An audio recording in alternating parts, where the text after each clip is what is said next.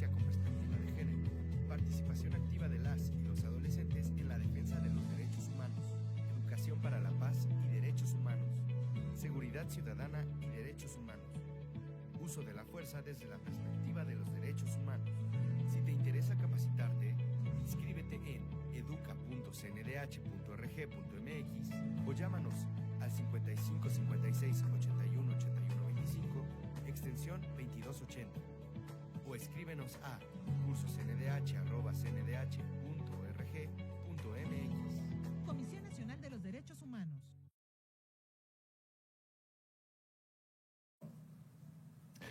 Buen día. En nombre de la maestra Rosario Piedra Ibarra, presidenta de la Comisión Nacional de Derechos Humanos, y de la Dirección General de Educación en Derechos Humanos de esta comisión, les doy la más cordial bienvenida a esta capacitación en línea. Agradecemos de manera respetuosa al secretario de la Defensa Nacional, general Ricardo Trevilla Trejo, y a su equipo de trabajo por todas las facilidades para llevar a cabo este ejercicio de capacitación. Saludamos también al público que nos sintoniza desde las 12 regiones militares, 4 regiones aéreas de la Fuerza Aérea de México, 48 zonas militares y 32 coordinaciones estatales de la Guardia Nacional, a lo largo de los 32 estados de la República, así como al personal que nos acompaña desde el auditorio del Centro de Capacitación en Derechos Humanos e Igualdad de Género. Les recordamos que las instrucciones de descarga de las constancias se mostrarán al finalizar la ponencia. A continuación, daremos inicio a la conferencia con el tema Derechos Humanos de los Migrantes y otras personas en contexto de movilidad humana, impartida por su servidor, el doctor Carlos Barrachina Lizón. Bueno, pues vamos a reflexionar esta mañana sobre el tema del fenómeno migratorio, especialmente, por supuesto, en el caso de México, que es el que vivimos cotidianamente y en el que a ustedes se les ha pedido pues que desarrollen toda una serie de tareas de apoyo al Instituto Nacional de Migración, en tareas de rescate humanitario de personas en contexto de movilidad humana. Quiero empezar reflexionando, recordando un poco la razón de ser de los derechos humanos, la razón de ser del estilo de vida al que aspiramos tener, ¿no? Todos nosotros, todas nosotras. La idea de la dignidad de la persona, la idea de la democracia, la idea de la ciudadanía y del Estado de Derecho están detrás de esa forma de entender la vida que queremos tener, que aspiramos a tener, tanto en México como en muchos países del mundo, especialmente después del final de la Segunda Guerra Mundial, cuando, como se dice, la Organización de Naciones Unidas decide impulsar primero la Declaración Universal de Derechos Humanos en 1948 y luego posteriormente el Pacto Internacional de Derechos Civiles y Políticos y el Pacto de Derechos Económicos, Sociales y Culturales. Todos ellos conforman, como ustedes saben, la Carta de Naciones Unidas, y es una aspiración de vida en el que la dignidad de las personas esté en el centro de nuestro actuar. Nosotros somos funcionarios públicos y como funcionarios públicos debemos de colaborar a que esa forma de vida, ese espíritu con el que queremos desarrollar nuestra vida y la de nuestros compatriotas y la de otros seres humanos que transitan y con los que nos encontramos, pues como funcionarios públicos tenemos esa obligación, por así decirlo, de colaborar a que ello sea posible. El Estado tiene como responsabilidades no solo respetar los derechos humanos, sino promoverlos y además protegerlos. En el contexto de México, eso es en estos momentos algo complicado por el contexto de crisis regional de inseguridad en la que vivimos y también por la alarma, la alerta de que están atravesando el país muchos migrantes centroamericanos, pero también de diferentes países de América Latina, especialmente venezolanos, colombianos, haitianos, cubanos, y luego pues también asiáticos y africanos que conforman una nueva experiencia migratoria que está utilizando el territorio mexicano para acercarse hacia los Estados Unidos. Ello, como ustedes saben, ha puesto en alerta a las autoridades estadounidenses y también a las autoridades de México, que han pedido la colaboración de las Fuerzas Armadas pues para acompañar a los migrantes y al Instituto Nacional de Migración en las tareas que les corresponden. Una de las circunstancias que el contexto de crisis regional de inseguridad ha generado es que el crimen organizado se haya metido de lleno en el tema de el pasar personas, ya les digo, centroamericanas, pero también latinoamericanas, especialmente venezolanas, y también ciudadanos de África y de Asia a través del territorio mexicano, camino de los Estados Unidos. El crimen organizado está apoyando a muchos de estos migrantes para llegar hacia el norte, pero ello comporta que se violen muchos derechos de las personas y que pues, el Estado mexicano se sienta en la obligación de pues, proteger, como les estoy diciendo, a estas personas. La globalización, que todos nosotros hemos oído hablar muchas veces sobre ella, la globalización ha hecho que el mundo sea mucho más pequeño. Todo el mundo tiene una televisión y una televisión es una ventana al mundo. En las zonas más apartadas de cualquier país vamos a encontrar una antena parabólica y una televisión. Y una televisión es una ventana al mundo, una ventana que nos permite visualizar un modelo ideal de vida. La vida pues es relativamente corta y la gente tiene expectativas de vivir como se vive en lo que ven en las imágenes. Cada vez más es el avance de las comunicaciones, la posibilidad de viajar en muy pocas horas a través de vía aérea o de vías marítimas o utilizando las vías terrestres con mucha más facilidad que en otros tiempos. Cada vez más la gente está tratando de acercarse hacia los Estados Unidos, hacia Europa, hacia los países asiáticos que tienen un nivel de desarrollo destacado, hacia Australia, por ejemplo. La globalización está permitiendo esa condición.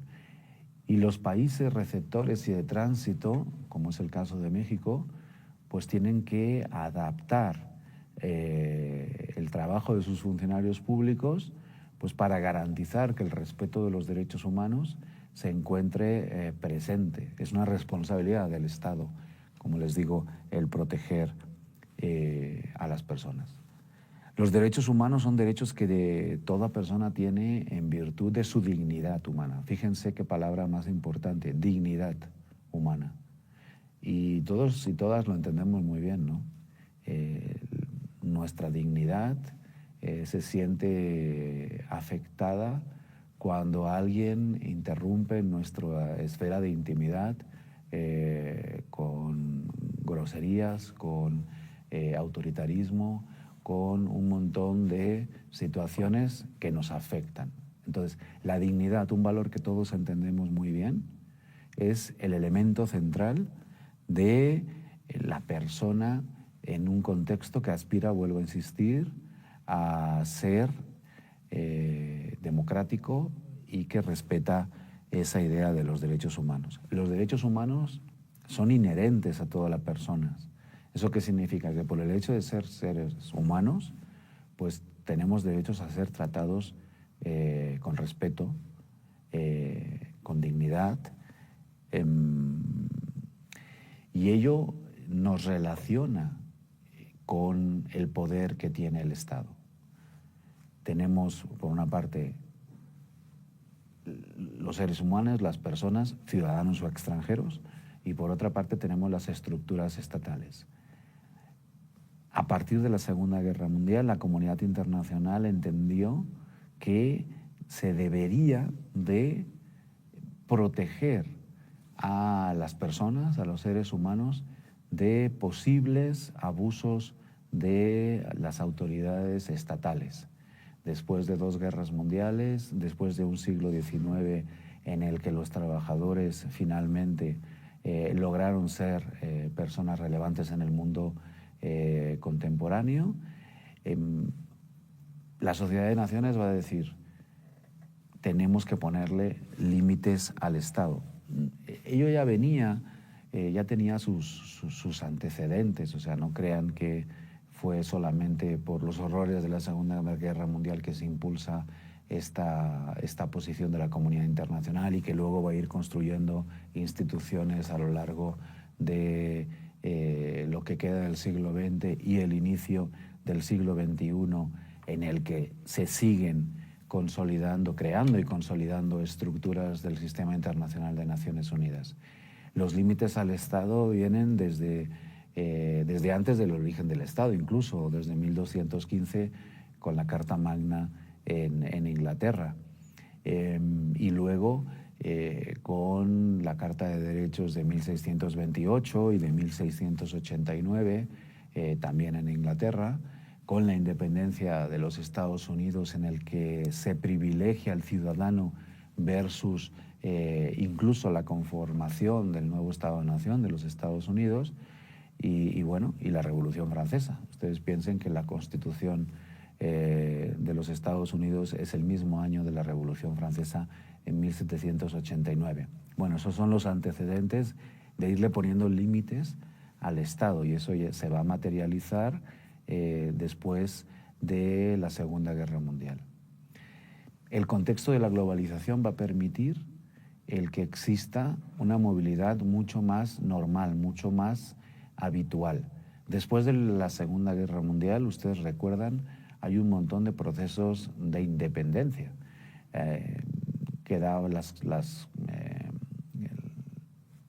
metrópolis europeas, sobre todo en el siglo XIX, habían desarrollado una serie de procesos colonizadores en muchas sociedades africanas y asiáticas. Va a ser después de la Segunda Guerra Mundial que va a empezar a desarrollarse todo un proceso político de independencias de muchísimos estados-nación a lo largo del mundo. Algunos de estos estados-nación lograron consolidarse y tener un éxito bastante destacable, pero otros entraron en claros escenarios de ingobernabilidad.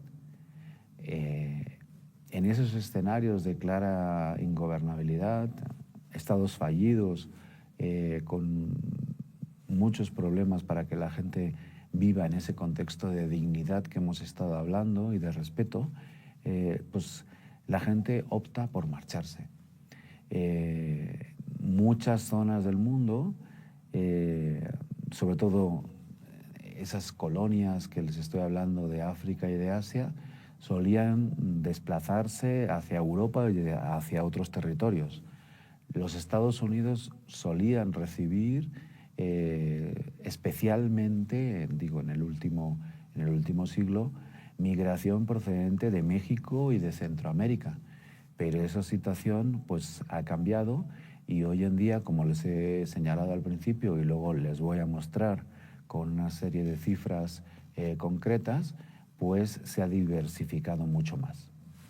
Entonces, ¿cuál debe de ser el papel del Estado mexicano? ¿Cuál debe de ser el papel de las Fuerzas Armadas de México en el tratamiento de seres humanos que transitan a lo largo del territorio mexicano hacia los Estados Unidos? Sobre eso vamos a tratar de reflexionar hoy.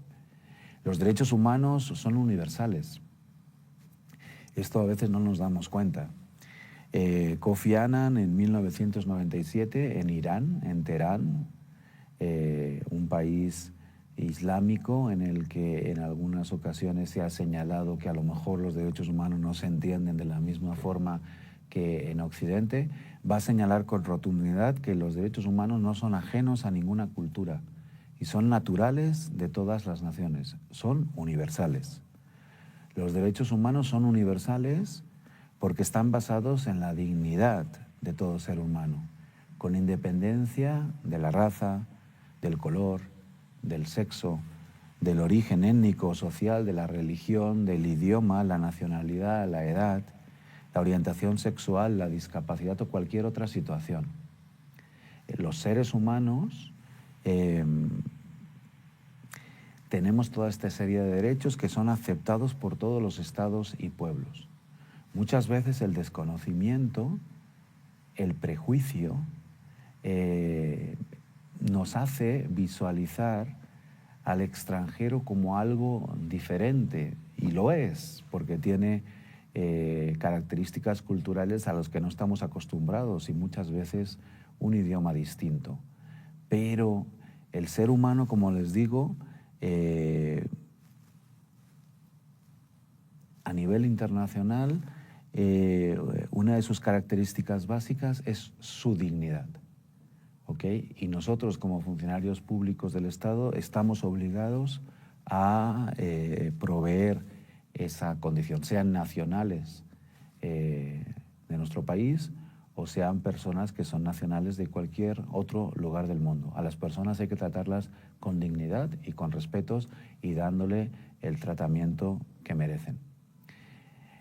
En el contexto mexicano, el tránsito de migrantes indocumentados no es una situación ilegal.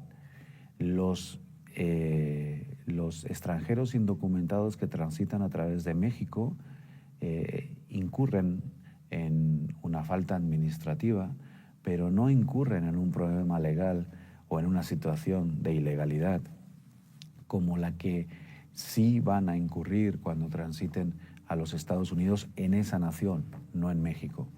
Y ese matiz es muy importante porque por la forma con la que nosotros debemos de tratarlos y de gestionar su situación. Una situación que es muy compleja precisamente por las vulnerabilidades que ellos enfrentan frente a algunas autoridades, frente al crimen organizado, que ya les digo, está absolutamente interrelacionado en este proceso en los últimos años, y frente pues, a las dificultades que el tránsito a través de México pues, les exige, ¿no? La Carta de Naciones Unidas establece claramente que los miembros de Naciones Unidas confieren al Consejo de Naciones Unidas la responsabilidad primordial de mantener la paz y la seguridad internacional. Reconocen que el Consejo de Seguridad actúa en nombre de ellos al desempeñar las funciones que le impone esa responsabilidad. En el desempeño de estas funciones, el Consejo procede de acuerdo con los propósitos y principios de la ONU. Y los miembros de las Naciones Unidas convienen en aceptar y cumplir las decisiones del Consejo de Seguridad. La estructura del sistema de Naciones Unidas tiene tres grandes consejos. Uno es el Consejo de Seguridad, que es el que todos conocemos, porque es el primero y el originario. También existe el Consejo Económico y Social, que se crea después, en los años 70, después de la ratificación de los pactos y de los protocolos de derechos civiles, políticos y luego sociales, económicos y culturales. ¿Okay? Y finalmente, a partir del año 2006, tenemos un Consejo de Derechos Humanos. Esos son los tres grandes pilares del sistema de Naciones Unidas. Desde 1993 también hay un alto comisionado para los derechos humanos que tiene su sede en Ginebra, un funcionario público con una oficina, un ejecutivo que trata de velar por el cumplimiento de los derechos humanos en el mundo. Los derechos humanos no son un concepto occidental solamente, esto debe de quedar muy claro, como en algunas ocasiones se ha señalado, ya les he dicho, Kofi Annan en 1997-96 trata de, señala en Irán, en Teherán, la universalidad de los derechos humanos, pero también la UNESCO en 1968 presentará un informe en el que se señala que los derechos humanos forman parte de las aspiraciones profundas que subyacen en los individuos de todo el mundo. Los conceptos de justicia, de integridad, de dignidad de la persona, la ausencia de opresión y persecución y la participación en empeños colectivos aparecen en todas las civilizaciones y en todas las épocas. Aunque nos cueste comunicarnos con una persona de Tayikistán o de Irán o de Burkina Faso o de Senegal y tengamos que utilizar el Google Translator para platicar con ellos, probablemente, ellos tienen las mismas aspiraciones, ellos tienen de vivir en un contexto de dignidad en el que estos conceptos se desarrollen. ¿Okay? Dice Naciones Unidas que tenemos la obligación de eliminar prejuicios y estereotipos. La universalidad de los derechos humanos queda de manifiesto por el hecho de que la mayoría de los países del mundo que pertenecen a un abanico muy amplio de tradiciones culturales, religiosas y políticas han adoptado y han ratificado los principales instrumentos internacionales de derechos humanos. ¿Qué significa esa idea de que los derechos humanos son indivisibles e interdependientes? Significa que los derechos humanos es un estilo de vida, es una forma de vida a la que aspiramos, en la que la idea de la dignidad, como les he insistido desde el principio, la dignidad de la persona se encuentra en el centro de cualquier tipo de consideración. Los derechos civiles, culturales, económicos, políticos, sociales son complementarios, no se pueden dividir. Son indispensables para la dignidad y la integridad de toda persona. Una violación de un derecho afecta al ejercicio de otros, por eso son interdependientes. Entonces me gustaría dejarles en la reflexión esta idea de que los derechos humanos es un estilo de vida y es un estilo de vida al que todos aspiramos, al que todos y todas aspiramos y que como funcionarios públicos nos vemos en la obligación de garantizar para las personas que se encuentran en nuestra custodia o para las personas que se encuentran tratando con nosotros en ese contexto de relación entre un funcionario público y un ciudadano o una persona de otra nacionalidad incluso, ¿no? ¿Cuáles son las obligaciones del Estado que se derivan de los derechos humanos? Bueno, pues ya les he dicho, respetar, proteger, cumplir.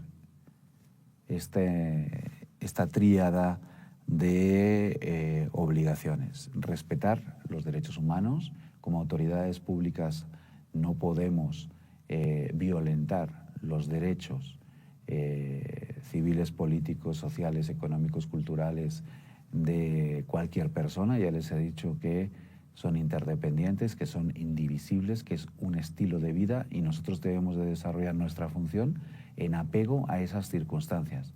De la misma forma que nosotros queremos ser tratados y debemos de ser tratados como ciudadanos, como seres humanos, de esa misma forma, como funcionarios públicos, el Estado tiene obligación de que nosotros nos conduzcamos en ese sentido. Proteger es el segundo deber. Respetar por una parte, pero por otra, proteger. En un contexto de crisis regional de inseguridad como la que vivimos, con altos niveles de violencia y con una presencia del crimen organizado muy importante a lo largo del país, es particularmente importante la función de ustedes. Proteger a las personas en las comunidades.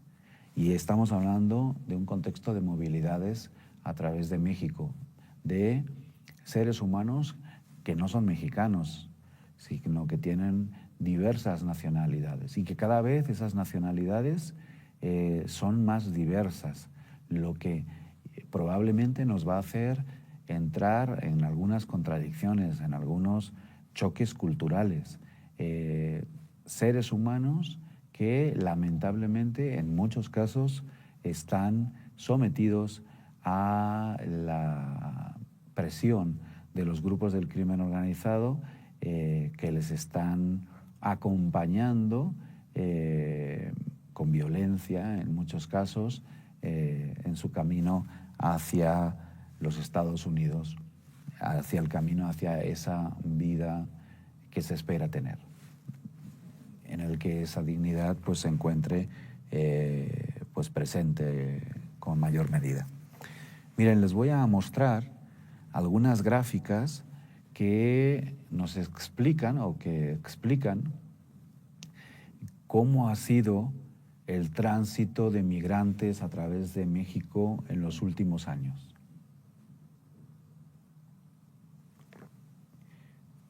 Les voy a tratar de demostrar que muchas veces las alarmas político-partidarias, especialmente en los Estados Unidos, pues tienen una intencionalidad clara. Y eso afecta la dinámica y tiene consecuencias sobre la percepción que nosotros tenemos sobre el fenómeno migratorio, por una parte, y afecta también políticas y consecuencias.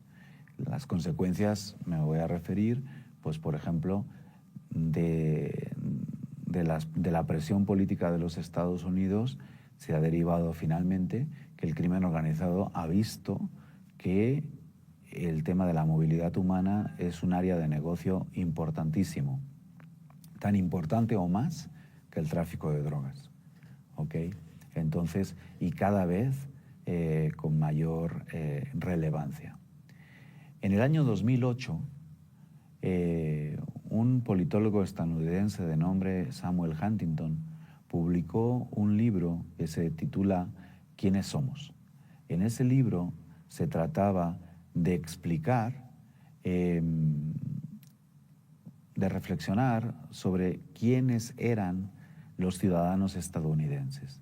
Y Samuel Huntington va a señalar que los ciudadanos estadounidenses son personas que hablan inglés en general, que han venido de diferentes partes del mundo a lo largo de su historia, pero que se han sabido integrar y que eso es lo que hace de los Estados Unidos una gran nación.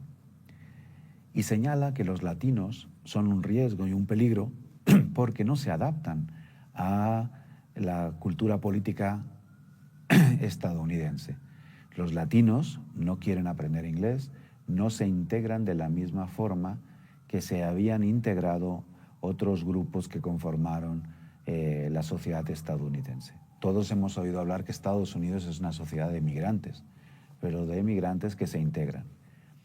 Este discurso de Huntington, este trabajo que publica en el año 2008, poco antes de morir, va a ser retomado por los republicanos, especialmente en el sur de los Estados Unidos.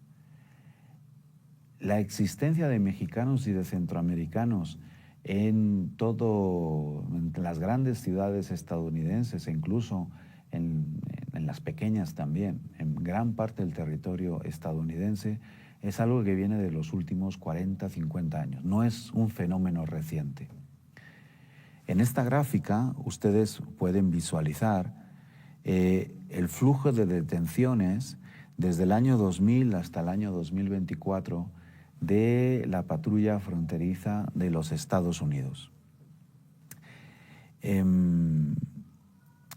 Lo que se visualiza es que desde el año 2000 hasta el año 2018, más o menos, hay una tendencia de que cada vez más la patrulla fronteriza está deteniendo un número menor de migrantes.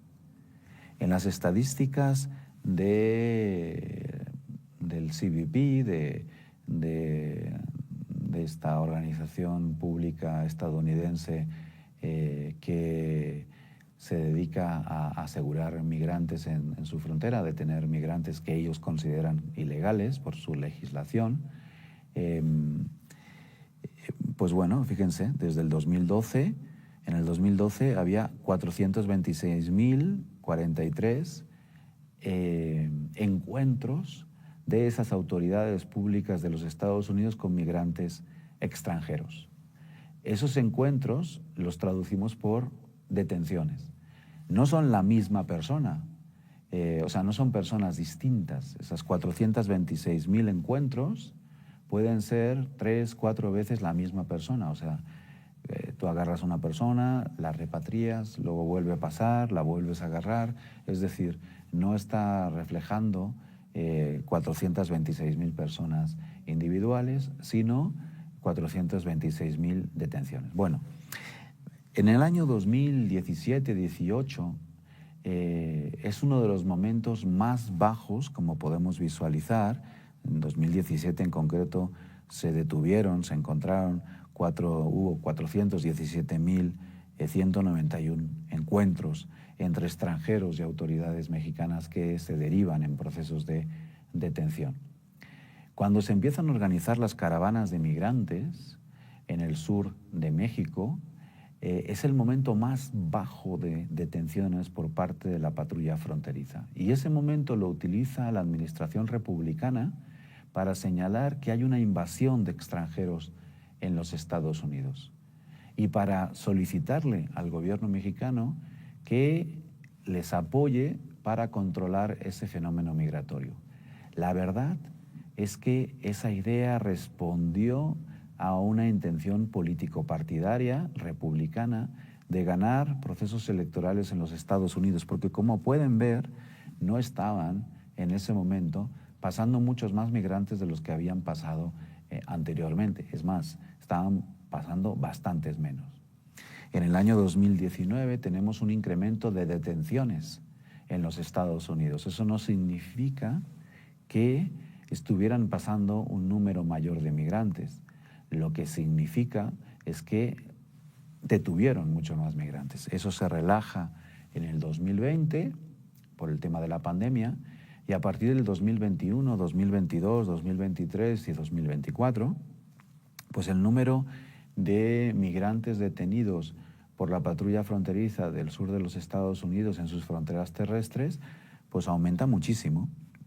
Ya ven, 2.378.000 personas en el 2022, 2.475.000 en el 2023 y hay una ligera reducción a 2.135.000 en el año 2024, que probablemente coincida con el intento de la administración Biden de señalar que sus políticas migratorias han tenido éxito y que ya están pasando menos personas porque están deteniendo menos personas. El hecho de la campaña electoral y de las elecciones en Estados Unidos tiene influencia en la intencionalidad de detener o no detener migrantes, pues precisamente por esta razón que les estoy explicando, de que los procesos político-partidarios influyen mucho en esta toma de decisiones. Por nacionalidades, para que tengan una referencia, desde el año 2007 al año 2024, la composición que ustedes ven en la pantalla más o menos refleja las nacionalidades de las personas que fueron aseguradas en la frontera sur de Estados Unidos y que por tanto también como estamos hablando de las fronteras terrestres, pues en muchos casos han transitado a través de México para llegar hacia la frontera sur de los Estados Unidos. Como pueden observar, la mayor parte de los detenidos son ciudadanos de origen mexicano.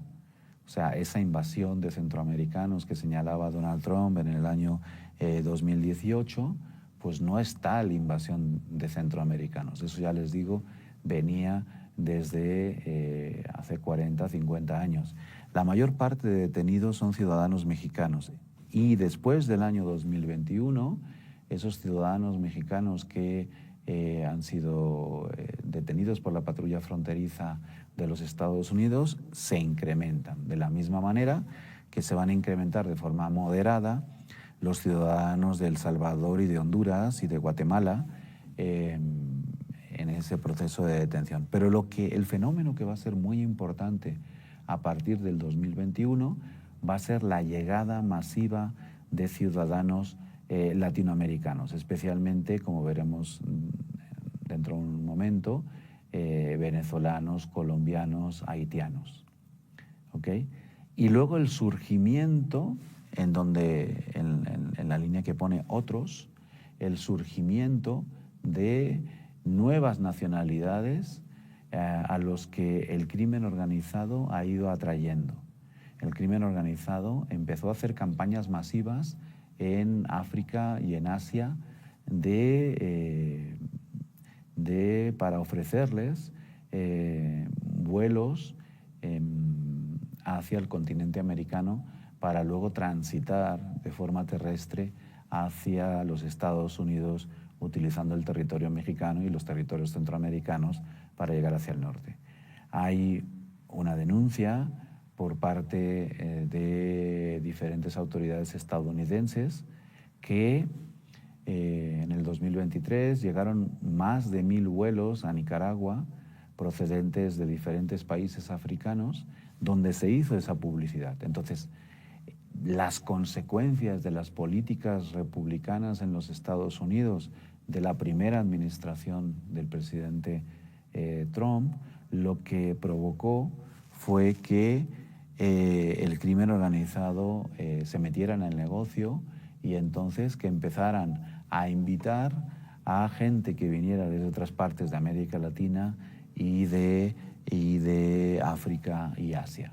Eso los Estados Unidos lo han reconocido, no es ningún secreto ni ninguna confesión así extraordinaria, y han señalado, por ejemplo, dentro de las organizaciones terroristas a la Organización Venezolana del Tren de Aragua y a las Maras, porque se dedican a estas organizaciones a transitar con personas hacia los Estados Unidos. Bien, esta gráfica trata de reflejar con mayor claridad, si cabe, ahora se las explico, el tema de la intencionalidad política republicana de detención de migrantes. No es tanto que estén pasando un mayor número de migrantes, aunque ya vemos que hay un nuevo fenómeno después del 2021, en el que efectivamente sí está llegando gente de otras nacionalidades, sino que sobre todo en el estado de Texas, desde el año 2012, en el que Greg Abbott, el actual gobernador de Texas, primero accede como procurador general de justicia y luego como gobernador, pues tiene una intencionalidad política de detener. La línea azul refleja el estado de Texas, la línea naranja el de Arizona y la línea más clarita el estado de California. Estos son los detenidos extranjeros en esos estados de la Unión Americana en tantos porcentuales. Si se fijan, Texas, independientemente de si son detenidos 500.000 de personas o si son detenidos 2.400.000 personas, ocupa el 70% de las detenciones desde el año 2012 hasta la fecha. ¿Significa eso que estén pasando más migrantes por Texas que por Arizona o por California. Pues no necesariamente significa eso.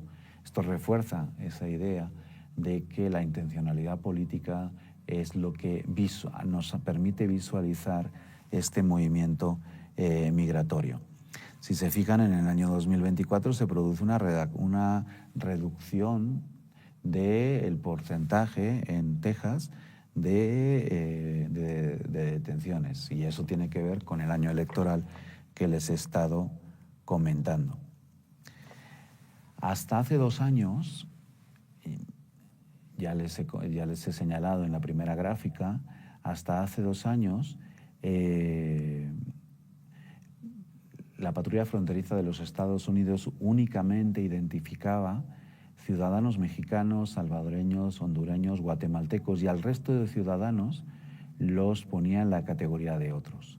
Hace 2 años, con el cambio de la realidad provocada precisamente por las decisiones políticas que se han estado tomando, como he señalado, pues ampliaron el número de nacionalidades que reportaban, ¿no? Y entonces nos vamos a encontrar con esta gráfica en el que ya no solamente se va a hablar de mexicanos, salvadoreños, guatemaltecos, hondureños y otros, sino que se incorporan los nicaragüenses, los cubanos, los haitianos, los venezolanos, los chinos, los indios, los turcos. Y ahí pues vamos a ver que México sigue siendo el país o la nacionalidad de la que se detienen muchos más ciudadanos. Y luego, pues los países centroamericanos se mantienen con relativa estabilidad como siempre, con la excepción de Nicaragua. Nos vamos a encontrar más nicaragüenses cruzando por México por el tema de la dictadura en ese país, la dictadura de Daniel Ortega y Rosario Murillo, que ha expulsado primero hacia Costa Rica a los migrantes y ahorita hacia los Estados Unidos. Vemos cómo en el año 2022 y 2023 pues van a detener 220,000 personas, 141,000 cubanos y nicaragüenses son 163,000 y 99,000, ¿no? Es un número muy importante. Normalmente, vuelvo a insistir, los nicaragüenses se desplazaban a Costa Rica, pero es tan grande el número de costarricenses que ya viven en Costa Rica que ahorita las nuevas migraciones se están dirigiendo hacia los Estados Unidos. A ellos hay de sumar que se han creado estructuras también de apoyo en base al crimen organizado para que asiáticos y africanos suban hacia los Estados Unidos vía Nicaragua, y que de ello también pues, se han aprovechado ciudadanos nicaragüenses que han utilizado esas estructuras para desplazarse hacia el norte. Entonces tenemos 4 nacionalidades cercanas,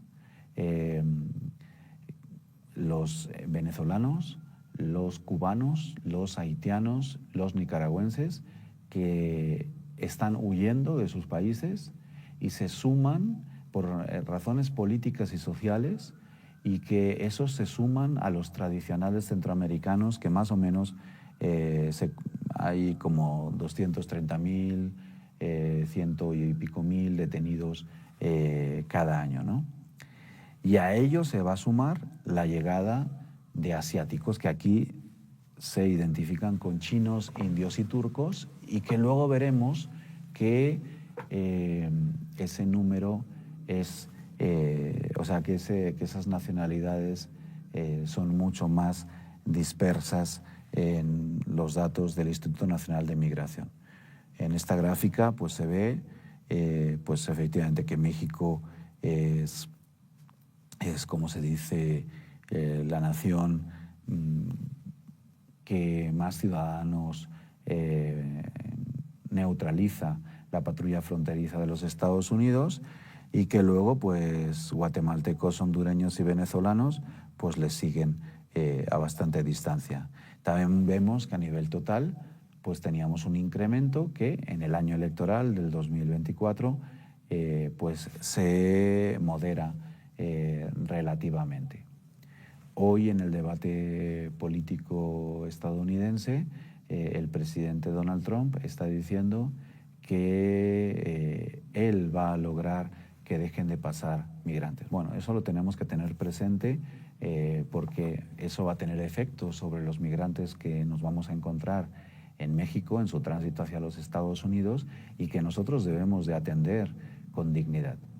El Instituto Nacional de Migración empezó a utilizar el concepto de rescate humanitario en lugar de detención o aseguramiento. Han cambiado también las normatividades. Cuando un extranjero indocumentado es rescatado en México, el Instituto Nacional de Migración solo lo va a poder conservar 36 horas en la estación migratoria. Hace unos años podían estarse incluso varios meses. La capacidad del Instituto Nacional de Migración para atender en las estaciones migratorias a este grandísimo flujo de migrantes que ahora mismo está transitando a través de México es muy complicada por razones presupuestarias y por razones de personal disponible. Entonces, pues vamos a encontrar ahí una situación compleja que las autoridades pues van a tener que ir resolviendo en los próximos meses, ¿no? Pero bueno, tenemos este tipo de situaciones. Les voy a explicar ahora qué es lo que hemos ido encontrando en México. En México se ha pasado de rescatar, detener, asegurar, como ustedes quieran llamarle, 309,000 personas, casi 310,000 en el año 2021, a pasar a 441,409 en 2022. Ello se incrementó en el año 2023 a 782,176 personas y en el año 2024, hasta agosto del 2024, se pasó a 925,100 personas prácticamente. Fíjense, en el año 2024 en los Estados Unidos se reduce el número de detenidos y en el caso de México se aumenta. Vuelvo a insistir, eso refleja esa intencionalidad política de detener o no detener cuando la conveniencia existe, ¿no? En el caso de los estadounidenses. Refleja también que sí es cierto que en los últimos años están llegando más migrantes a México, no precisamente centroamericanos, como señaló el presidente Donald Trump o ha señalado en varias ocasiones.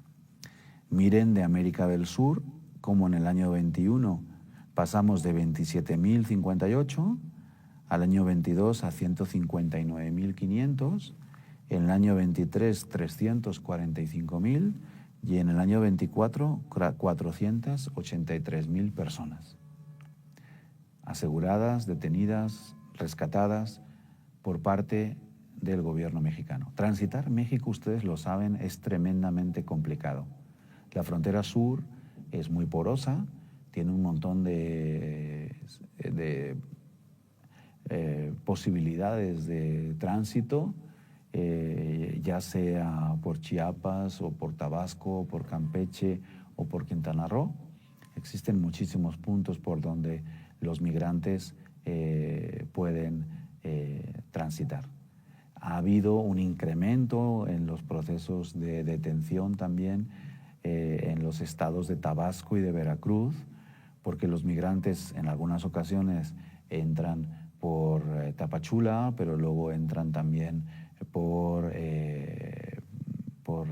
Comitán, por la parte de Gracias a Dios, por la sierra de los Cuchumatanes guatemalteco, pero también entran por el Petén y entran por Betel Corozal a través de Palenque o por el Ceibo, por Tenosique.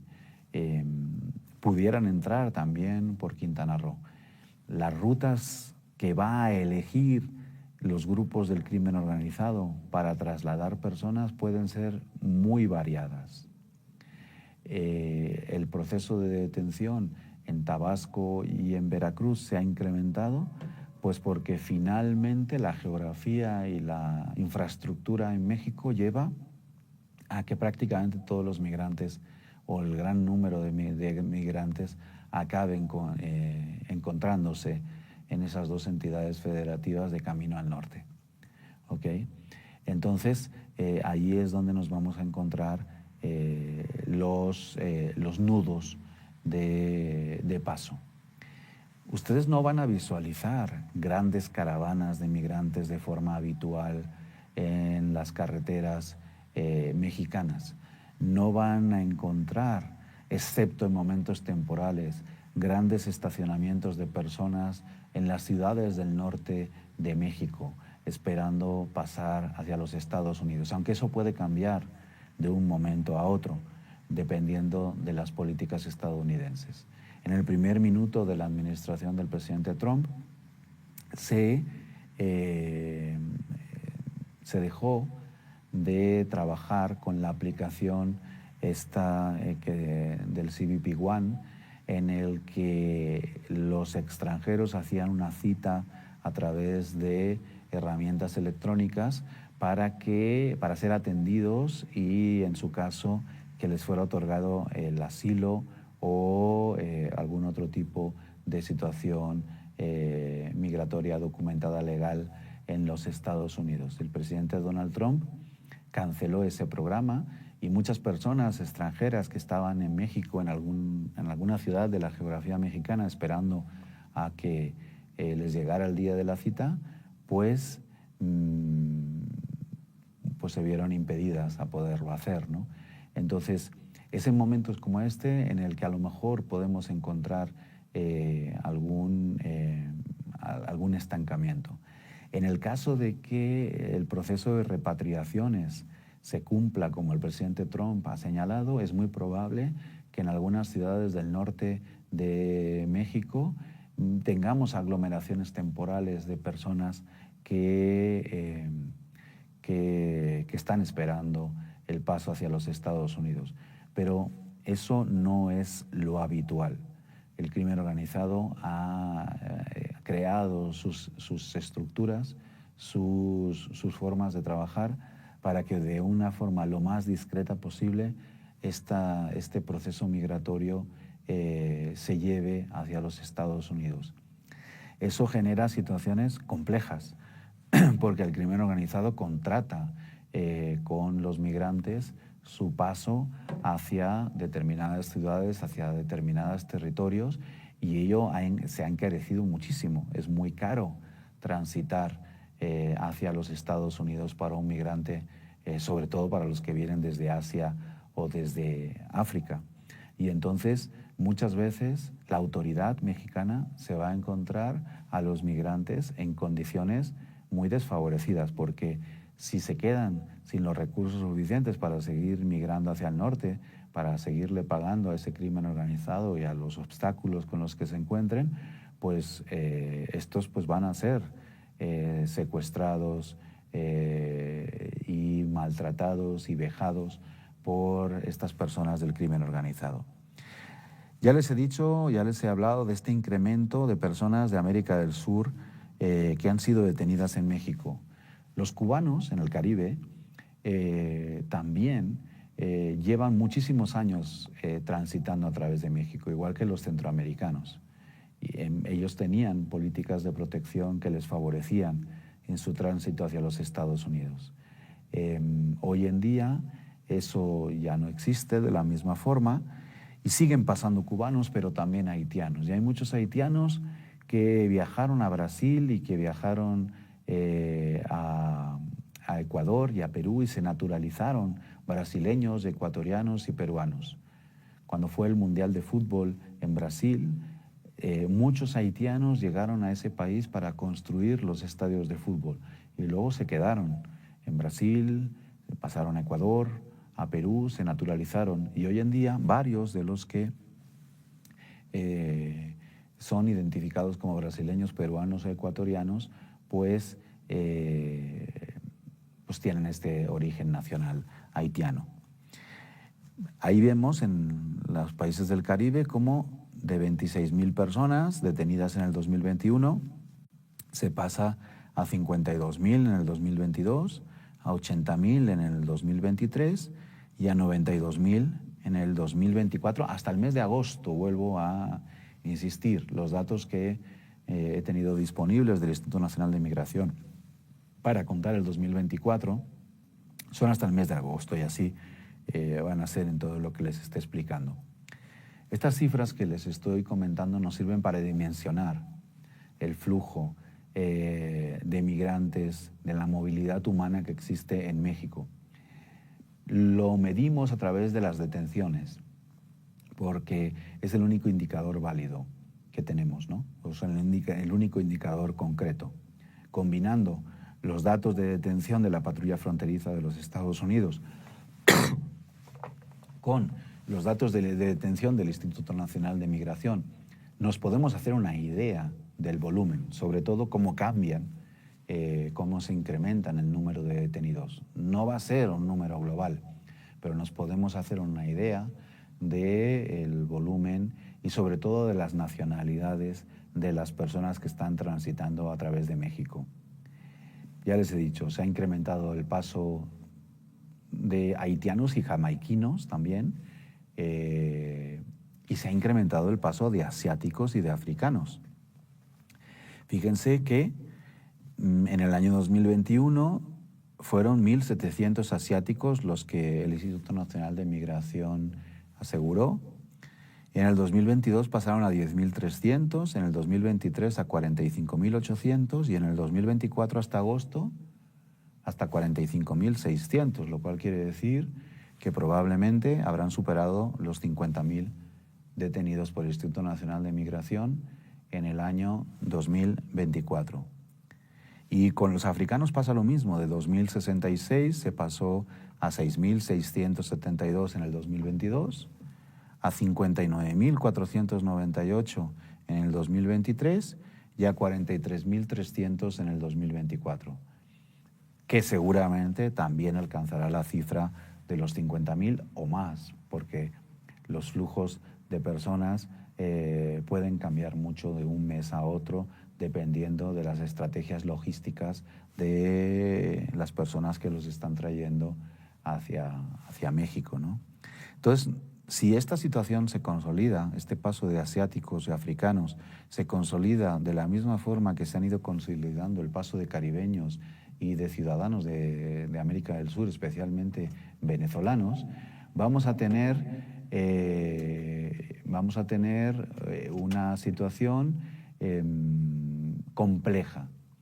Tendremos que ver cómo se desarrolla políticamente la relación entre los Estados Unidos y nuestro país, y tendremos que esperar a ver cómo eso incide en la acumulación de ciudadanos extranjeros en México.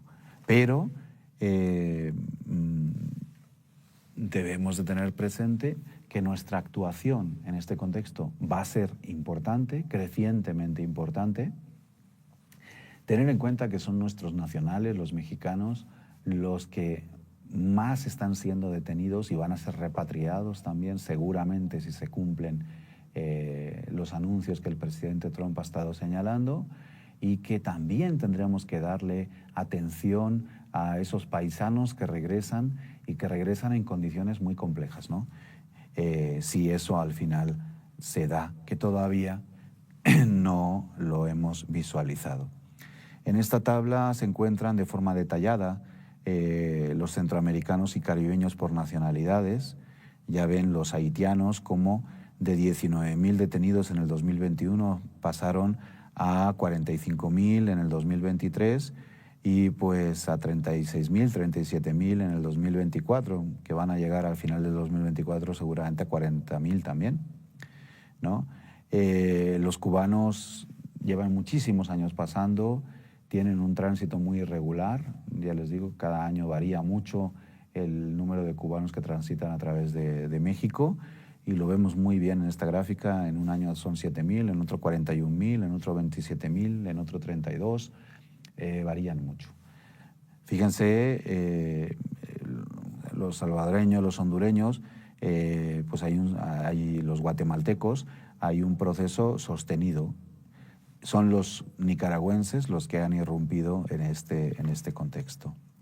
Y en el caso de América del Sur, pues son los venezolanos. Miren, de 4.000 detenidos en 2021, pues en el 2023 fueron 222.000 y en el 2024 260.000, que fácilmente van a llegar a los 300.000 cuando tengamos los datos del 2024 completo. Este es un nuevo escenario. Es un escenario que no existía cuando el presidente Trump amenazó que se estaba invadiendo los Estados Unidos de inmigrantes. Eso nos podría explicar que las políticas represoras no han dado resultado.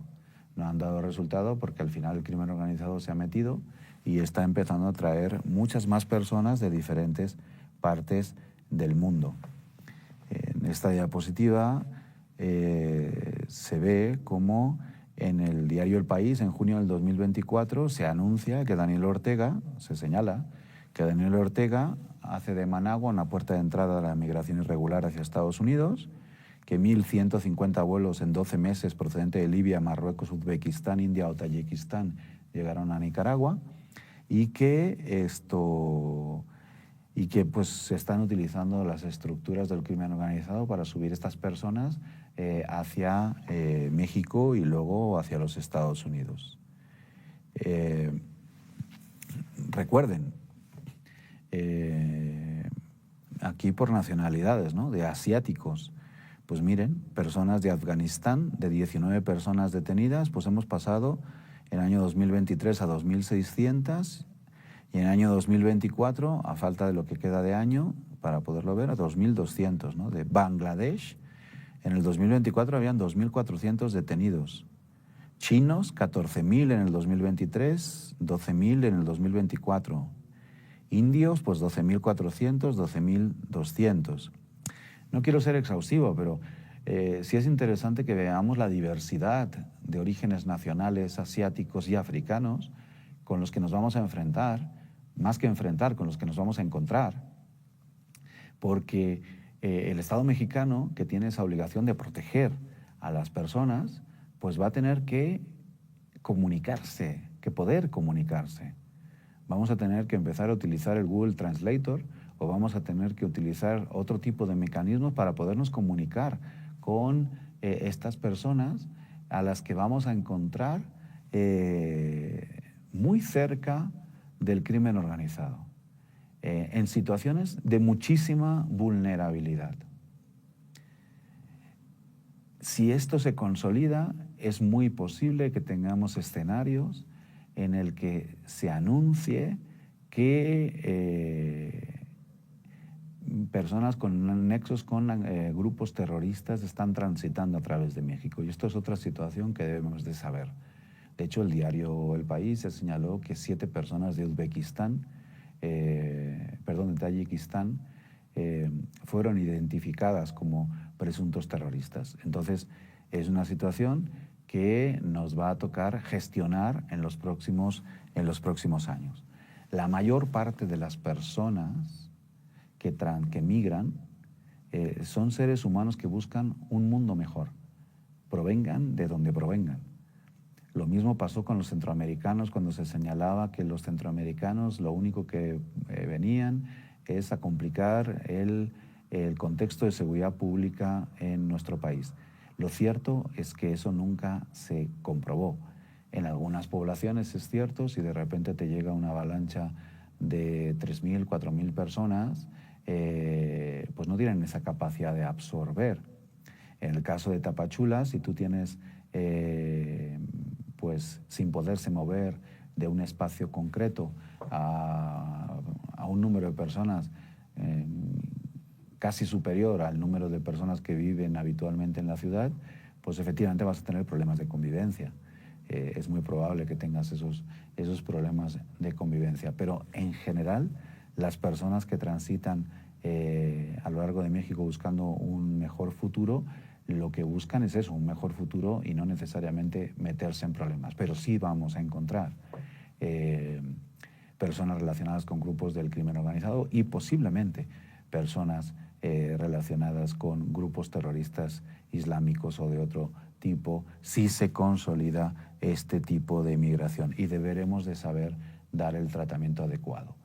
Ya les he comentado hace un rato, el cartel del Tren de Aragua y los Maras han sido señalados también como organizaciones terroristas conjuntamente con otros grupos del crimen organizado en México por parte del gobierno de los Estados Unidos.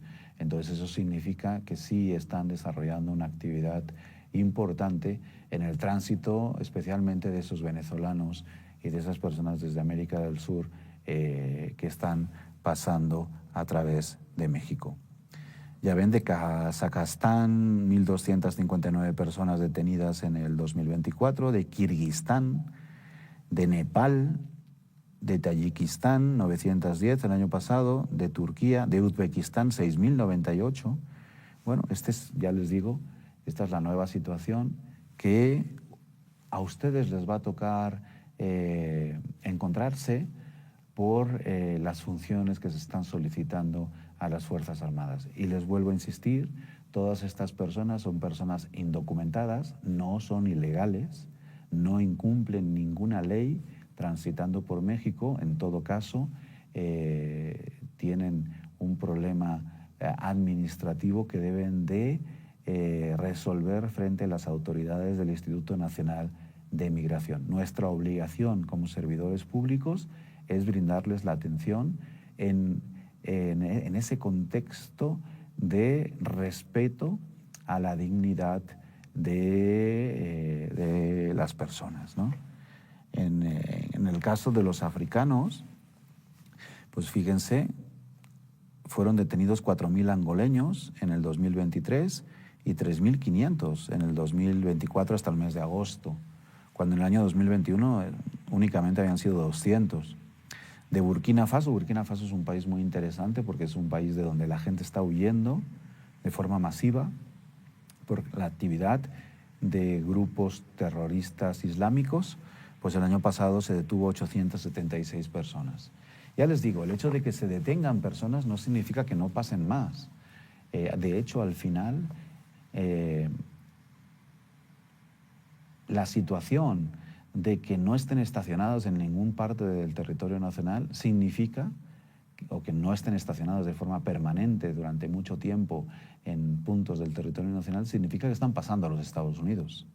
¿Okay? Independientemente de las estrategias tanto del Instituto Nacional de Migración como de las autoridades estadounidenses de agarrar a los extranjeros y regresarlos al sur de México, ¿no?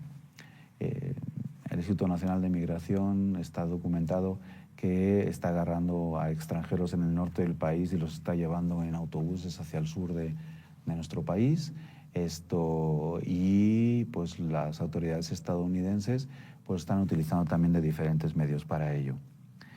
Camerún, 1.666 personas, 1.500 en el 2024. El Congo también vamos a tener personas. Tenemos asegurados de Egipto, de Eritrea, de Etiopía, de Mauritania, 8.600, de Nigeria y Senegal, 19.000 senegaleses, 1.000 nigerianos, 8.600 personas de Mauritania en el 2023, 6.300 en el 2024. Esas nacionalidades, esos países, son tradicionalmente expulsores de migrantes hacia territorios europeos. Es muy probable que el crimen organizado les haya dicho que van a desplazarse a los Estados Unidos, pero estas personas ni siquiera sepan que van a atravesar México. ¿Me explico? O sea, estas cosas lo tenemos también que entender.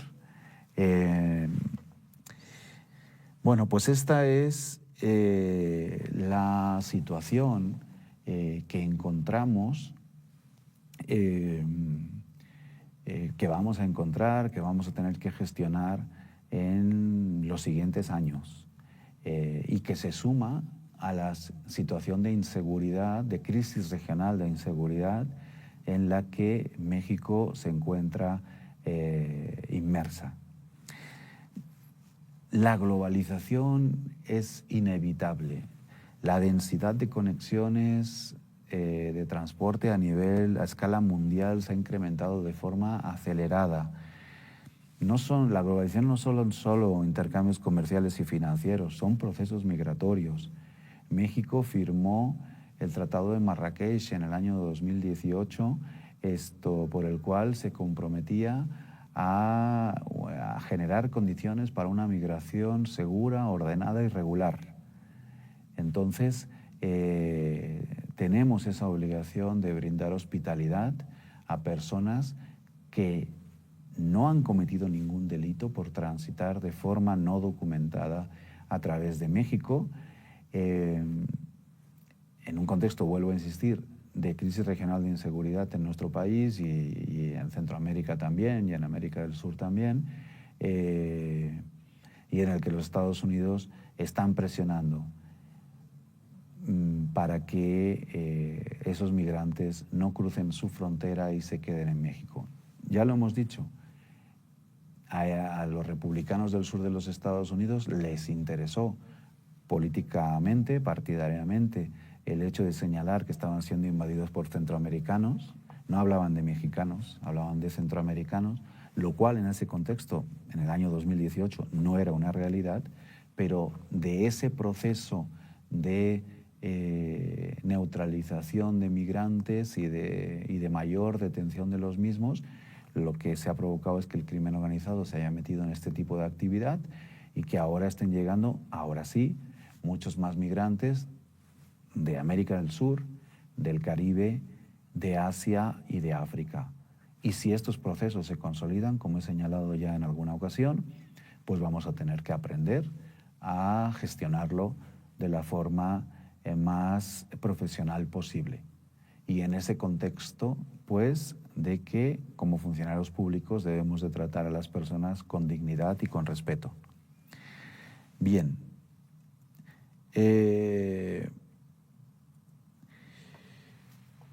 Este tránsito del súbdito al proletario al ciudadano es el signo de nuestros tiempos. Y la idea del ciudadano, vuelvo a insistir, nos remite a la idea de la democracia, a la idea del respeto de todos los seres humanos, a la idea de tratar de moderar nuestras tendencias autoritarias si éstas existen.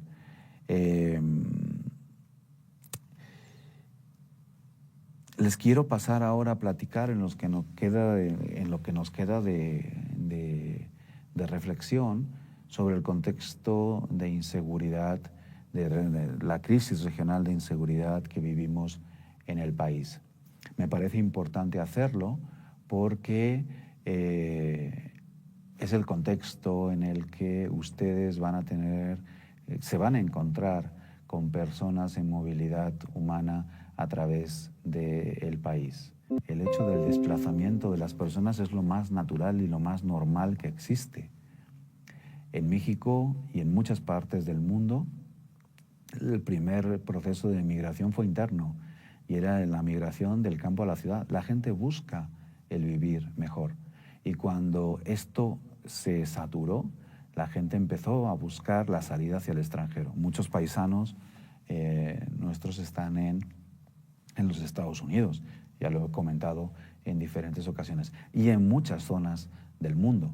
La gente va y viene de un lado para otro, y eso es lo más normal del mundo. Cada país establece sus normatividades y su legislación. La legislación mexicana privilegia desde la creación de la Ley de Migración en el año 2011 y de su reglamento en el 2013, privilegia una visión de derechos humanos para el tratamiento del Estado mexicano versus los ciudadanos extranjeros de diferentes nacionalidades que se introducen a nuestro país. Claro, la diversidad de orígenes nacionales que encontramos ahora no existía hace unos años y nos vamos a tener que acostumbrar. Y vuelvo a insistir, tenemos un contexto de crisis regional de inseguridad que ustedes saben muy bien, que ustedes conocen y por las cuales el Estado mexicano le ha solicitado a las Fuerzas Armadas que estén apoyando en tareas de seguridad pública a lo largo y ancho de todo el territorio nacional, a las Fuerzas Armadas y a la Guardia Nacional. Esto que ahora forma parte de la Secretaría de la Defensa Nacional. El crecimiento del crimen organizado y la falta de respuesta del Estado en algunas zonas ha llevado a... es una característica de esta crisis regional de inseguridad. ¿Ok?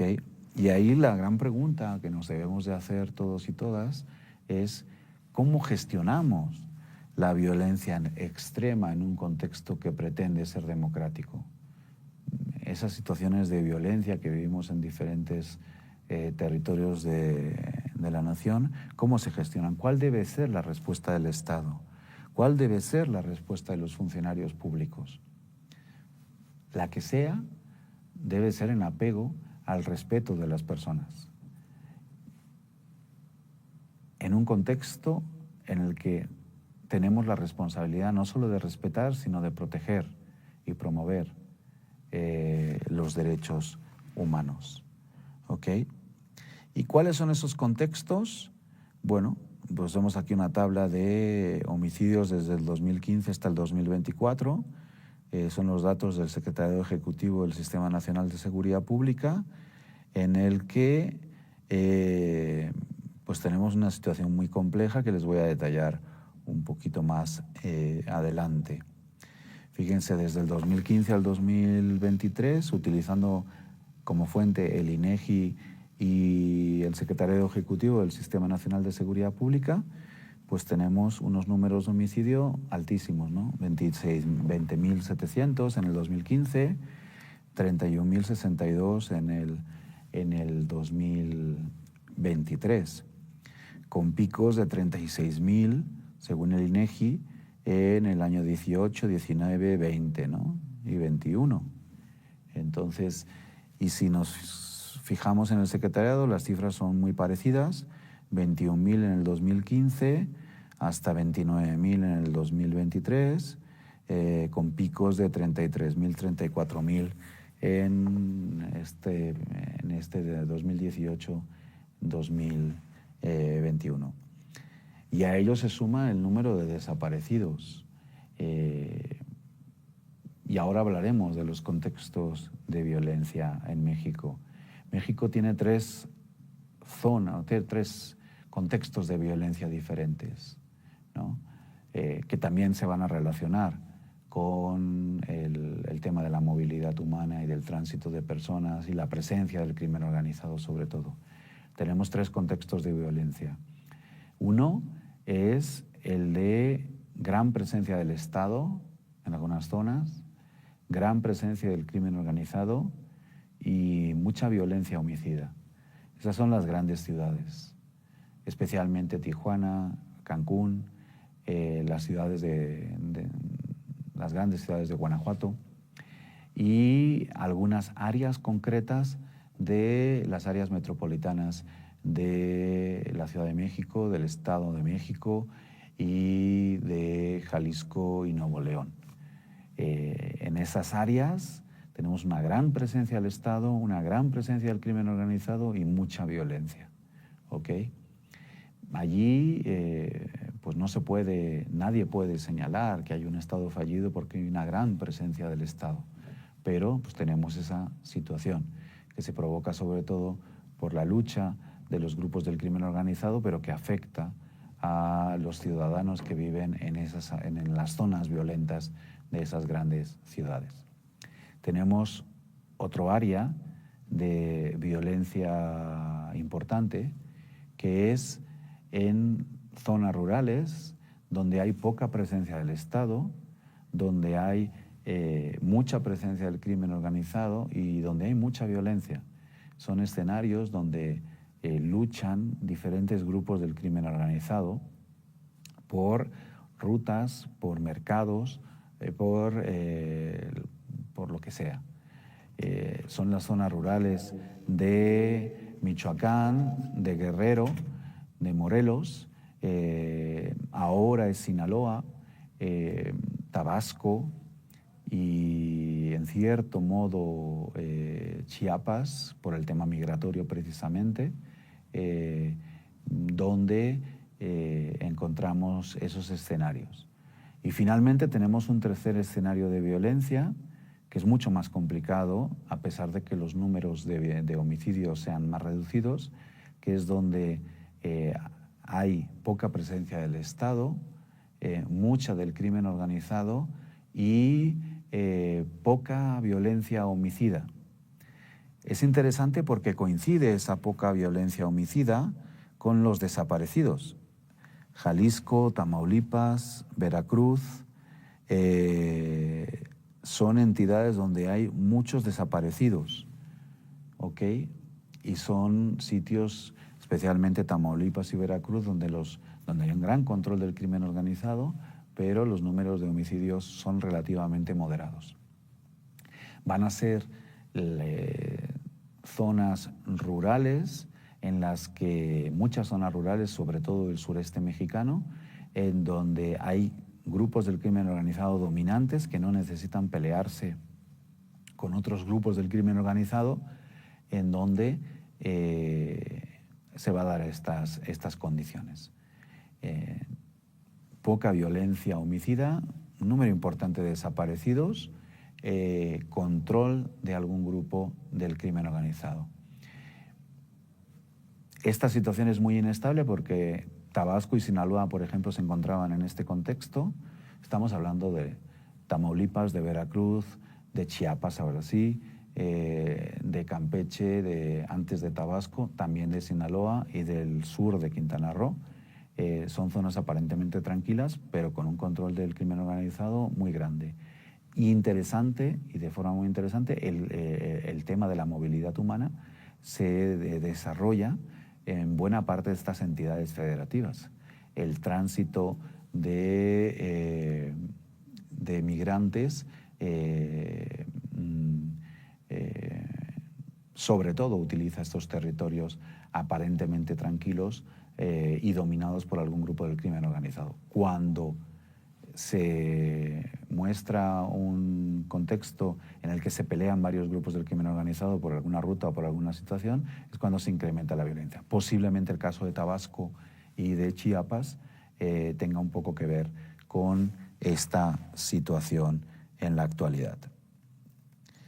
Si se fijan, las tasas por 100.000 de homicidios en el país, tanto por el Secretariado Ejecutivo como por el INEGI, son altísimas. La Organización Mundial de la Salud señala que una tasa de 10 por 100.000 pues es una tasa ya de violencia epidémica. Y aquí pues tenemos entidades federativas como Colima, que tiene tasas de más de 100, Quintana Roo, que está en los 70, Baja California, que está en los 70, Guanajuato, que está muy cerca de los 70, Chihuahua, que está entre los 60 y los 70, Guerrero, que está en los 60, Morelos, que se encuentra en las mismas tasas, Michoacán, que está en los 50, Sonora, que está en los 50, y Zacatecas, que está en los 40 y que, por fortuna, parece que está disminuyendo sus índices delictivos en los últimos 2 años. Entonces, tenemos un contexto de violencia muy complicado, o diferentes contextos de violencia muy complicados, con una debilidad de las policías estatales y municipales muy grandes, y ahí es donde las Fuerzas Armadas, donde la Guardia Nacional, el Ejército Mexicano, la Secretaría de Marina, entran en apoyo muy principal de la seguridad pública, ¿no? La Guardia Nacional va a tener una función fundamental en muchísimas áreas del territorio. Y entonces, pues bueno, vamos a tener este escenario de gran presencia del crimen organizado, gran presencia de la violencia y posiblemente un incremento del paso de migrantes en los próximos meses o años, sea porque retornen desde los Estados Unidos, sea porque los grupos del crimen organizado pues ofrezcan más posibilidades a personas de diferentes partes del mundo para transitar a través de México. Sea por lo que sea, el escenario no promete, promete complicarse, por así decirlo, y ustedes deben de pensar con mucha claridad y cómo le hacemos. Y cómo le hacemos para que se respete la dignidad de las personas. Y cómo le hacemos para que se respeten los derechos humanos de la gente. Y cómo le hacemos para mirar al extranjero como un ser humano que busca un mundo mejor, como todos nosotros. Ese es el reto, esa es la invitación que yo les hago el día de hoy para que reflexionemos al respecto. El contexto no es sencillo, el contexto posiblemente se complique todavía más, pero pues como nación tenemos que dar respuestas y respuestas que se arraiguen en esa convicción de avanzar hacia una sociedad democrática más justa, que se alinee con los compromisos internacionales que México ha establecido para garantizar una migración segura, ordenada y regular, en un contexto en el que la mayor parte de los migrantes no pueden obtener de una forma ordinaria la documentación administrativa adecuada para transitar a través de México, porque las dificultades para lograr la visa de México son elevadas y ello no va a impedir de que el crimen organizado aproveche esta área de oportunidad que tienen para ganar dinero y para trasladar a esas personas a través del territorio nacional. Entonces, espero haber sido claro, espero haberles dado un escenario lo más completo posible de los retos que enfrentamos y que ustedes reflexionen que eso es lo más importante. En educación de adultos no es tanto lo que señala el capacitador, no es tanto lo que escuchamos o lo que leemos, sino lo que reflexionamos, lo que pensamos de una forma informada, teniendo todos estos datos a nuestra disposición. Somos nosotros, son ustedes los que tienen que reflexionar y darse cuenta lo que hemos ganado como sociedad en los últimos 150 años. Ya no somos súbditos de nadie, somos ciudadanos. Y en ese sentido debemos de garantizar la dignidad de nuestros conciudadanos y también la dignidad de todas las personas, de todos los seres humanos, en un contexto de globalización en el que hoy estamos aquí y mañana estamos allá, en el que nos desplazamos y en el que nos armonizamos en un contexto de leyes internacionales y de compromisos que privilegian, para que el mundo sea un contexto, tenga un ambiente mucho más amigable, pues una protección de los derechos de las personas.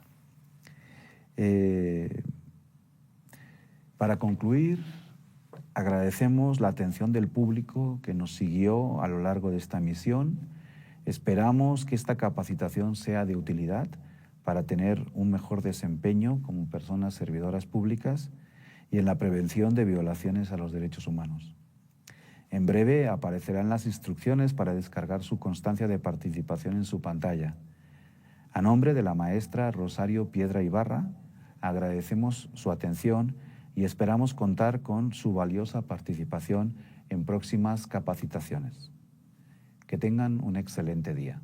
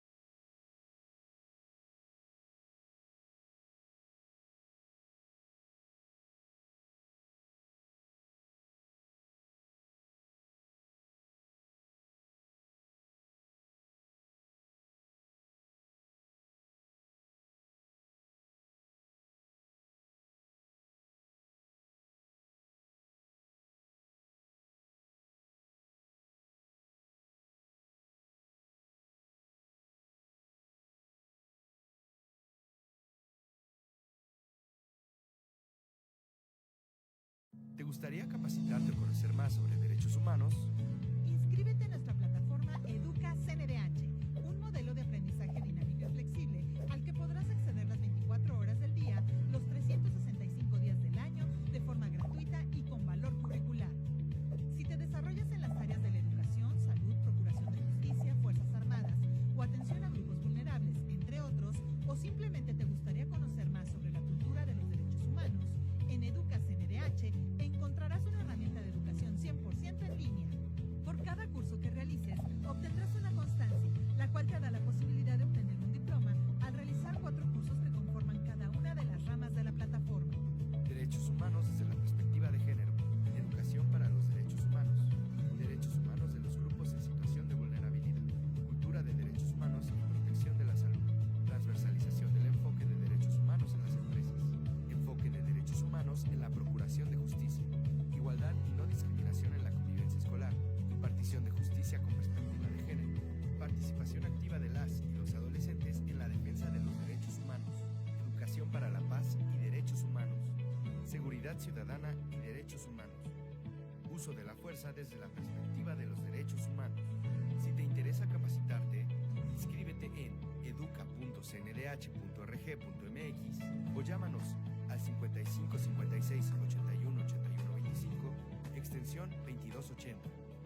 O escríbenos a cursosndh@cndh.org.mx. Comisión Nacional de los Derechos Humanos.